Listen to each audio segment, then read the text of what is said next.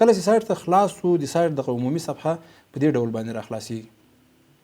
اوس په دې کې د موږ 50 نفره شهیدان فعلا ثبت دي او د 34 ولایتونو نه دي، 12 ډلګۍ مشرانو مربوط شهیدان دي او د 20 کلونو د جهاد د برخې ګډونوال شهیدان دي.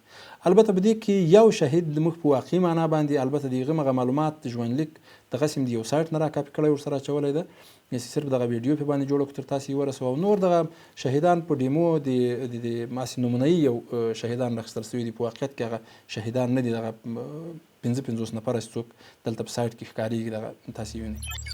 اوس په دې ځای کې دغه په سر کې منیو دی د دې سایټ لپاره چې کوم هر یوې برخې هغه خپله برخه ده.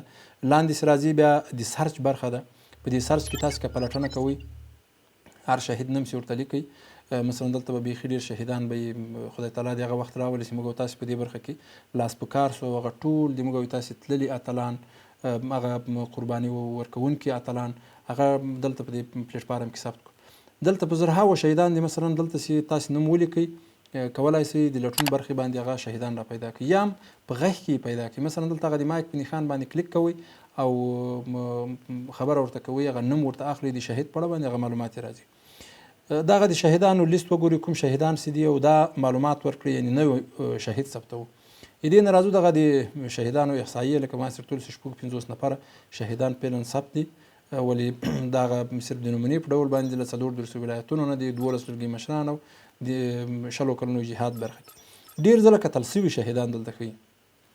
کوم شهیدان دي چې ډېر ځله کتل شوي هغه به په دې اول سر کې راځي، دغسې دویم، دریم، څلورم، پنځم چې دا په وروستو کې راځم چې هغه د کتنې برخه به یې څنګه وي. د ولایتونو او ولسوالیو احصایې له 34 ولایتونو څخه ټول 50 شهیدان. مثلا دلته په سر کې لیکل شوي دي د پکتیکا ولایت څو شهیدان دي، 3 نفره شهیدان ثبت شوي دي. دا ولسوالي اسې نمونې ولسوالي مې ورکړې، ولې دلته واقعي چې ما درته ویل د یحیی خیل ولسوالي یو شهید دغه دلته پکې راغلی دی. د کندوز ولایت 2 شهیدان ثبت شوي دي، دواړه هغه نمونهیي ولسوالي دي. دا که هر څومره شهیدان د هغې ولسوالي د هغه ولایت ثبت شوي هغه به دلته په دې ځای کې راښکاره کېږي، عمومي صفحه ده. دې نه لاندې راځو وروستي ثبت شوي شهیدان، اخري چې کوم شهید ثبت شوی ده هغه په دې ځای کې راښکاره کېږي او موږ او تاسو یې کتلی شو. دلته یې صفحې په اخر کې چې راغلاست 3 قسمه ویډیوګانې چې یوه ویډیو لکه دغه اوس چې موږ او تاسو ثبتوو همدغه ویډیو مو راخلو بیا په دې سایټ کې اچوو.